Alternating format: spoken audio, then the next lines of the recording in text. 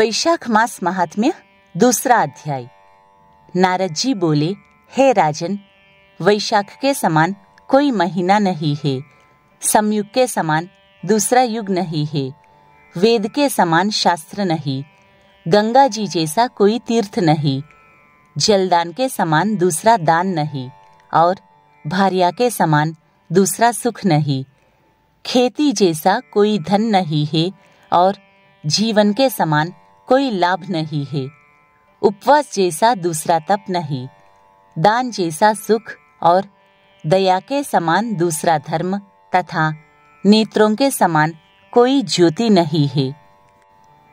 भोजन के समान कोई तृप्ति, खेती के समान कोई व्यापार, धर्म के समान कोई हितकारी मित्र नहीं, और सत्य के समान कोई यश नहीं है। आरोग्य समान कोई हर्ष, केशव के समान कोई रक्षक, माधव के तुल्य संसार में कोई पवित्र नहीं है। ऐसा परमोत्तम वैशाख मास शेषशायी भगवान को सदा प्यारा है। भगवान के प्यारे इस महीने को जो लोग बिना व्रत किए व्यतीत किए रहते हैं, वह धर्महीन होकर शीघ्र ही पशु योनि पाते हैं।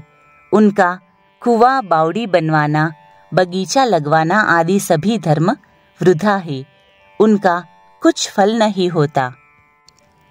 जो मनुष्य वैशाख मास में नियम पूर्वक भोजन आदि करते हैं, वे विष्णु भगवान की सायुज्य मुक्ति को अवश्य प्राप्त होते हैं, इसमें संदेह नहीं।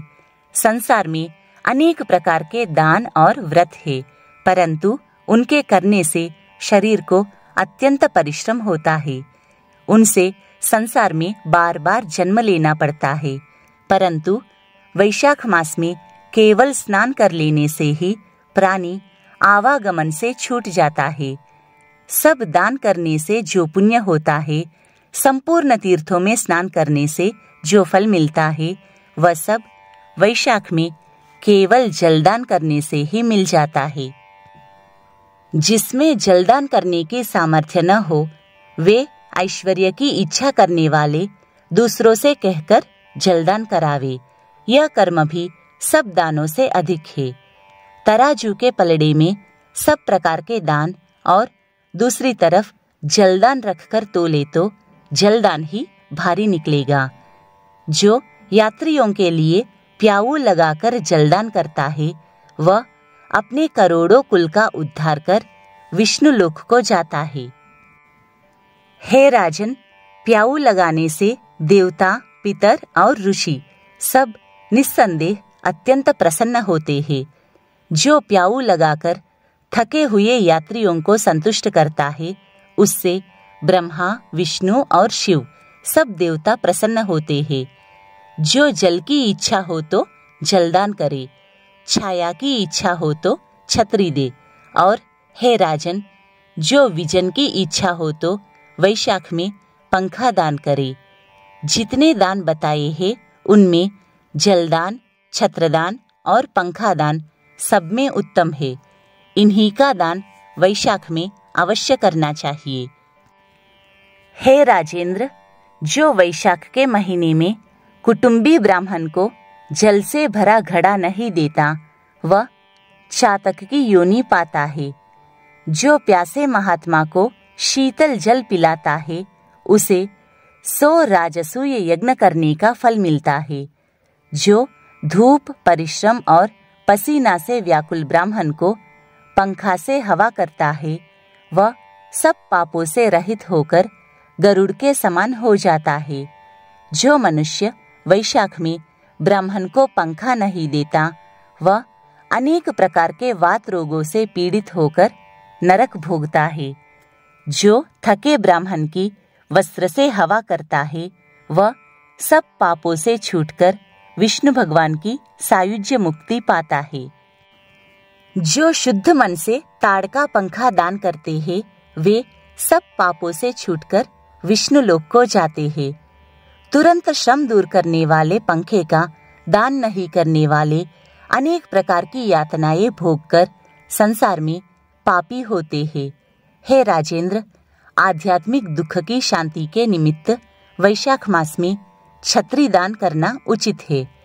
जो मनुष्य विष्णु भगवान के प्यारे इस वैशाख मास में छत्री दान नहीं करते, उनको कहीं छाया नहीं मिलती और वे महाक्रूर पिशाच बनकर पृथ्वी पर घूमते हैं। वैशाख में जो खड़ाऊ दान करते हैं, वे यमदूतों का तिरस्कार कर विष्णु लोक को जाते हैं। जो वैशाख मास में जूता दान करते हैं, उन्हें नरक की यातना नहीं भोगनी पड़ती, ना उसे संसार के दुख सताते हैं। ब्राह्मण के याचना करने पर खड़ाऊ दान करने वाला पृथ्वी पर करोड़ जन्म तक राजा होता है। जो मार्ग में श्रम को दूर करने के लिए स्थान बनवाता है, उनका फल वर्णन करने में ब्रह्मा जी भी असमर्थ है। दोपहर को जो कोई अतिथि या ब्राह्मण मिले, उसको भोजन कराने का फल ब्रह्मा जी भी वर्णन नहीं कर सकते हैं। हे राजन, अन्नदान मनुष्य को तत्काल तृप्त करने वाला है। संसार में अन्नदान के समान कोई दान नहीं है। जो मनुष्य मार्ग से थके हुए ब्राह्मण को आसरा देता है, उसके पुण्य करने की ब्रह्मा में भी सामर्थ्य नहीं है। भूखे मनुष्य को स्त्री, पुत्र, घर, वस्त्र, अलंकार, आभूषण कुछ भी अच्छे नहीं लगते हैं। पेट भरने पर ही सब अच्छे लगते हैं। इसलिए अन्नदान के समान न कुछ हुआ, न आगे होगा।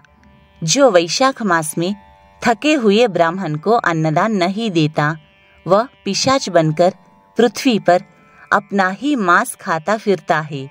इसलिए ब्राह्मण को यथाशक्ति अन्नदान देना उचित है। हे राजन, अन्नदाता माता पिता को भी भुला देती है। वह दानी को ही अपना सर्वस्व समझने लगता है। इससे त्रिलोकी में सब अन्न की ही प्रशंसा करते हैं।